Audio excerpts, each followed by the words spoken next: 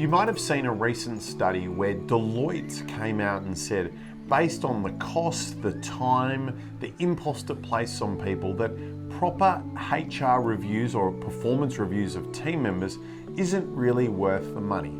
Well, why should a CFO be talking about this? The majority of our conversations in finance meetings end up focusing on people, whether that's sales, gross profit, working capital. At the end of it, it does revolve back to individuals. So why is it a complete waste of time, money, and resource for people to do HR and performance reviews? Firstly, I believe one of the problems with reviews is that there's a subtle difference between what the business expects and what the team member expects. Let me explain that. If you were to ask an employee, hey, what are the core 1, 2, 3 things you need to deliver in your role? Would those items that they've identified match back to what their employer would say? Now, it's highly unlikely that they're going to be wildly different. Someone's not going to say, hey, I expect us to go over here, and then the boss goes, no, I want you to go over here. It's generally far more subtle than that. It's quite often a very close correlation and just subtly different. But the subtle differences are enough where there's a difference in expectations.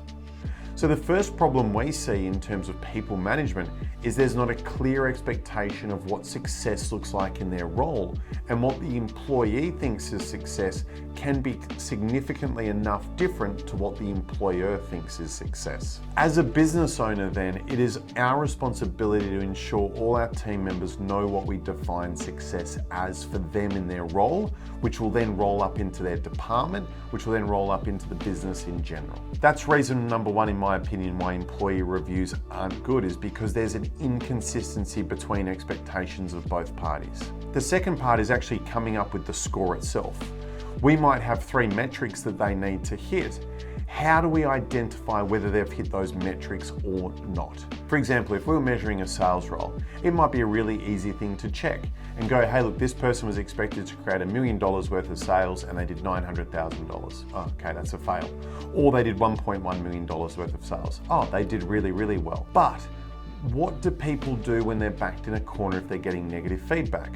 They're going to try to wriggle their way out of it. What are all the excuses? What are all the reasons? And it can become a blame game of, well, the reason I got $900,000 in sales and not $1 million was because of someone else's fault, or because this client stopped buying and they went out of business, or whatever the reason was.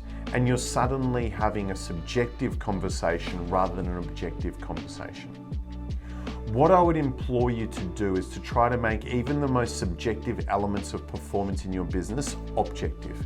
How do you quantify it? Is it the number of complaints you have? Is it the number of defects that we have? Is it the number of products that we get out the door? And just looking at that in a very binary way and coming from a collaborative point of view. The last element in terms of being collaborative and for this goal in general is, if you spring a metric on somebody once a year at an employment review, they're probably not going to be thinking about it too much. If you're looking at that number every single week and even every single day, when you talk about it in an employment review, it's not going to be a surprise. If someone's behind target in the first month, well, it's not going to come as a surprise, and we're going to talk about, hey, what do we need to do to get to where we need to be? All of a sudden, you're collaborating with that team member. They've got clarity of what's important to them. You're happy because they're focusing on the most important thing in your business.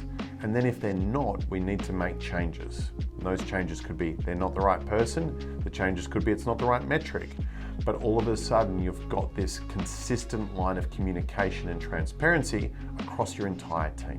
That is why I believe HR and performance reviews are, according to Deloitte, a waste of time, because we don't put the effort in beforehand through the course of the year to make it worth our while. I'll be interested in your thoughts on this, because as I said, we spend so much of our time with our clients focusing on people and team that we think this is a non-negotiable to succeed in business, is clarity of targets for your team members.